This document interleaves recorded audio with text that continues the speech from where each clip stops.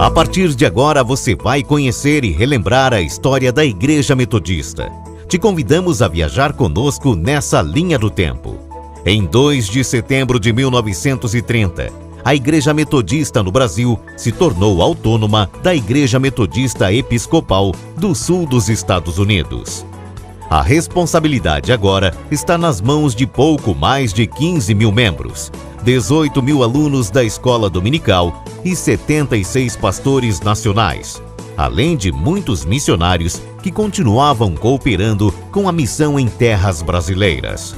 Mas para contar a história desses 150 anos de metodismo permanente no Brasil, vamos voltar no tempo um pouco mais. Na verdade, o movimento metodista nasceu às vésperas da Revolução Industrial na Inglaterra, no século XVIII. Os irmãos John e Charles Wesley foram os líderes de um importante movimento dentro da Igreja Anglicana. A preocupação com a vida de santidade, a qual se expressava pelos atos de piedade e obras de misericórdia, foram importantes instrumentos da missão junto ao povo pobre. A pregação ao ar livre, de forma leiga, itinerante, e os pequenos grupos formados por Wesley na Universidade de Oxford, chamado por ele de Clube Santo, foram marcantes para o início do metodismo. Aliás, para John Wesley, George Whitefield e Charles Wesley, considerados os pilares do movimento metodista, as pregações às classes excluídas eram de extrema importância. O trabalho deles possuía um forte caráter popular de responsabilidade social.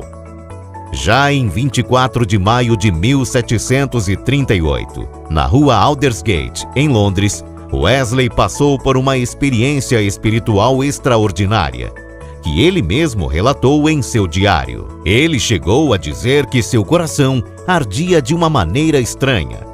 Esse sentimento fez posteriormente que todos os metodistas ao redor do mundo celebrassem no dia 24 de maio a experiência do coração aquecido. A experiência wesleyana no século XVIII moveu os corações dos metodistas na Inglaterra. Em 1748, foi fundada a Kingswood School, a primeira escola metodista do mundo que foi instalada visando atender os filhos dos trabalhadores das minas, e seu principal objetivo consistia em educar as crianças mais carentes, que tinham um ensino precário. O estilo de vida disciplinado wesleyano foi tão forte que 4 anos após a morte de John Wesley, o movimento rompeu com a Igreja Anglicana, se tornando Igreja Metodista. De lá para cá, muitas coisas aconteceram. Uma delas foi a expansão do metodismo nos Estados Unidos da América, de uma forma surpreendente. O inglês Francis Asbury foi para a América em 1771, onde se tornou um missionário muito importante para a história do metodismo nos Estados Unidos. Ele foi nomeado por John Wesley em 1784 como superintendente do trabalho metodista na América. E por 32 anos, após essa nomeação, ele liderou o metodismo naquele continente. Infelizmente, a escravidão se tornou um fator de divisão entre os metodistas americanos. No sul escravagista, em 1846, formou-se a Igreja Metodista Episcopal Sul, aliás, a principal responsável pelo trabalho missionário no Brasil. Na década de 1830, chegaram os primeiros espias em terras brasileiras. O reverendo Fontaine Pitts desembarcou no Brasil em 1835, mas no ano seguinte ele foi sucedido por Justin Spalding. Spalding pediu reforços missionários e em 1837 o reverendo Daniel Kidd chega ao Brasil. Ambos permaneceram no país até 1841, ano em que a missão foi interrompida, mas deixou os caminhos abertos para os novos missionários. O ano de 1867 é um marco do metodismo permanente no Brasil. O missionário Júnior Stan Newman desembarcou no Rio de Janeiro daquele ano para dar continuidade à semente deixada em solo brasileiro. A vinda de imigrantes do sul dos Estados Unidos por causa da Guerra Civil Americana foi um fator primordial para a chegada de Newman e sua esposa, Mary Newman, no país. No início, eles se estabeleceram em Niterói. No entanto, sem vínculos institucionais, a família Newman migrou-se para Santa Bárbara do Oeste, interior de São Paulo. Admirado por ser um homem bastante culto, Newman fez amizade com Prudente de Moraes e outras autoridades brasileiras. Somente em 1875, que Newman foi reconhecido oficialmente pela Igreja Metodista Episcopal como missionário da colônia americana. Novos reforços missionários também chegaram ao Brasil.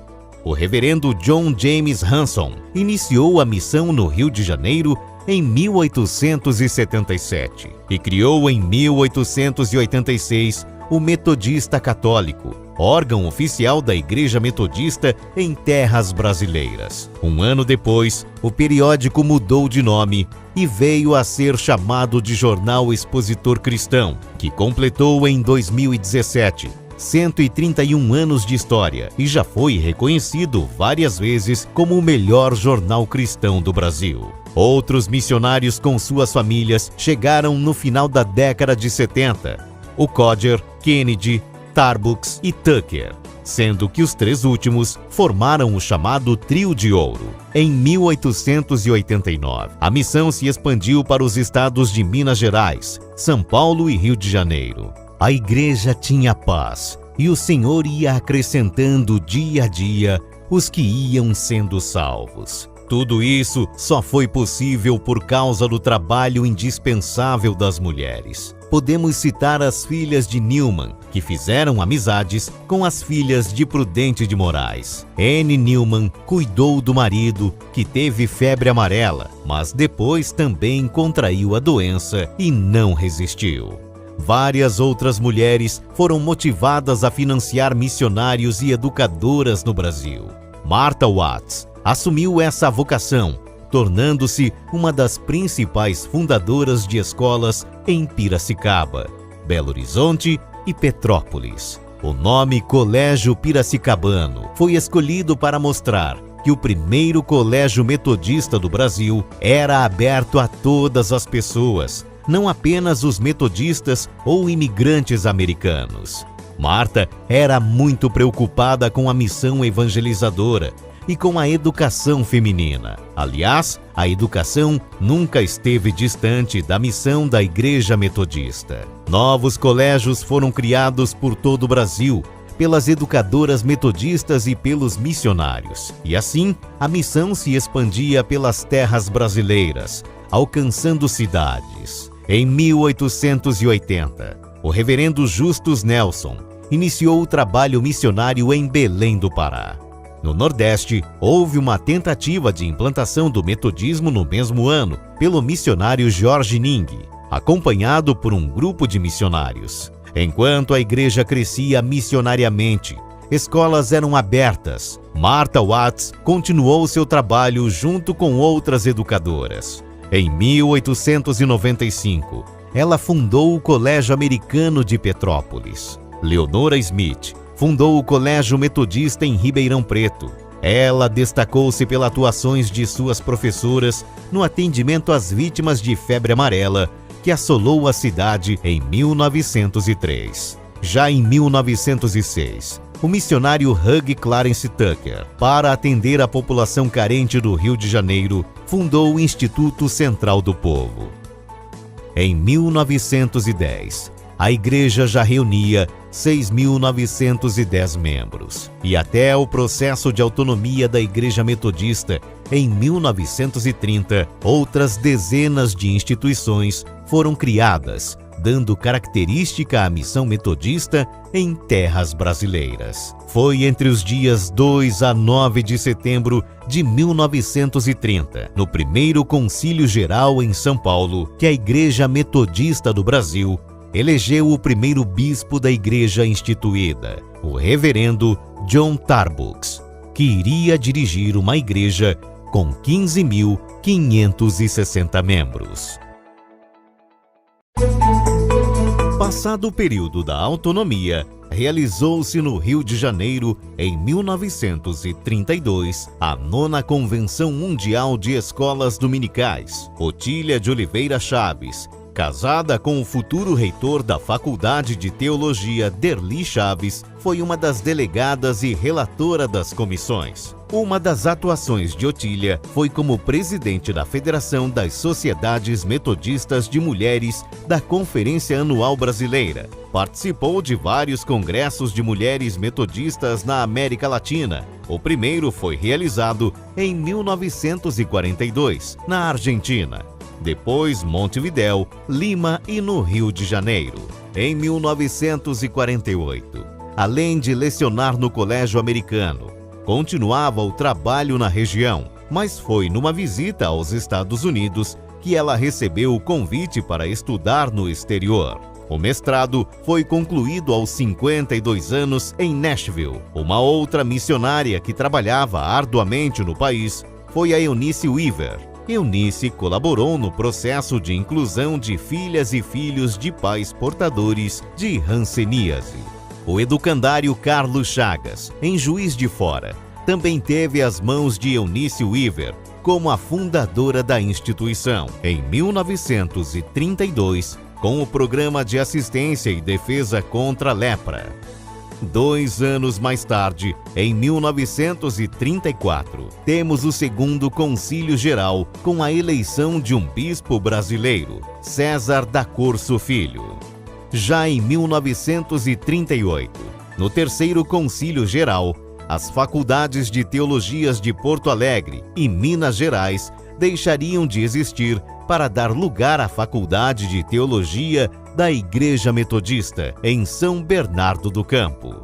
Começa a circular no Brasil em 1940 o No Cenáculo, que hoje é uma referência mundial, contando com mais de 3 milhões de leitores no mundo, com presença marcante em mais de 100 países. E a Igreja segue nas áreas missionárias, educacionais e sociais. Em 1948, a luta contra o câncer e a tuberculose é tratada na revista Voz Missionária pela primeira vez. A redatora da revista, Leila Epps, visitou o trabalho desenvolvido com a tribo indígena Kaiowás e publicou uma extensa matéria com localização, fotos, além de uma entrevista com o médico recém-formado Dr. Nelson Becker Araújo, que saiu da faculdade para trabalhar com os povos indígenas. De lá para cá, a missão indigenista se ampliou e faz parte da missão metodista. Sem interferir na cultura indígena, a Igreja Metodista trabalha com os povos indígenas em Mato Grosso do Sul, Minas Gerais, Ceará e Roraima. Uma pastoral foi criada para orientar os indigenistas que trabalham com esses povos. O reverendo Guaraci Silveira foi eleito deputado estadual em 1946 e participou da Assembleia Nacional Constituinte. Nesse mesmo ano, cria-se a Ordem das Diaconisas e o reverendo Benedito Natal Quintanilha é enviado para Salvador, marcando a expansão do metodismo no Nordeste. As décadas seguintes foram marcadas na vida da Igreja. Em 1955, aprova-se o número de 5 regiões eclesiásticas. Em 1959, o reverendo Dorival Belk inicia o metodismo em Recife. Em 1967, cria-se o COGEME. Nasce a Igreja Metodista Wesleyana como cisão da Igreja Metodista e Dom Helder Câmara é paraninfo na Fatel. Em 1968, o metodismo chega em Fortaleza. Faculdade de Teologia é fechada. Concílio Geral Extraordinário é convocado para discutir questões da Fatel. E no ano seguinte, em 1970, o Credo Social é reformulado. Aprova-se o ingresso à Ordem Presbiterial sem distinção de sexo. 4 anos mais tarde, em 1974, Zenide Lima Soares entra para a história como a primeira presbítera da Igreja Metodista. O plano quadrienal é aprovado nesse ano. Em 1982, aprova-se o Plano para a Vida e Missão, e a Igreja adere ao Conselho Nacional de Igrejas Cristãs, CONIC, e ao Conselho Latino-Americano de Igrejas, CLAI. Em 1996, o reverendo Lino Estevão Magalhães Leite, eleito a bispo, renuncia ao episcopado. Em 2001, elege-se a primeira bispa da Igreja Metodista, Marisa de Freitas Ferreira. 5 anos mais tarde, a Igreja Metodista sai de órgãos ecumênicos e cria-se a Rede Metodista de Educação. O 19º Concílio Geral prevê a presença metodista em cada cidade com mais de 100 mil habitantes. No último Concílio Geral, realizado em 2016, foi eleita a segunda bispa da Igreja, Ideide Brito Torres. Atualmente, a Igreja Metodista tem quase 300 mil membros, mais de 1.400 igrejas divididas em 8 regiões eclesiásticas e 2 missionárias. O trabalho social não parou. A educação nas universidades e colégios metodistas também avançaram. É a missão metodista se estendendo desde os rios da Amazônia com os ribeirinhos, os pequenos grupos de discipulado espalhados pelo Brasil afora, com os povos indígenas até o envio de missionários brasileiros para o exterior. São 150 anos de história construída por várias mãos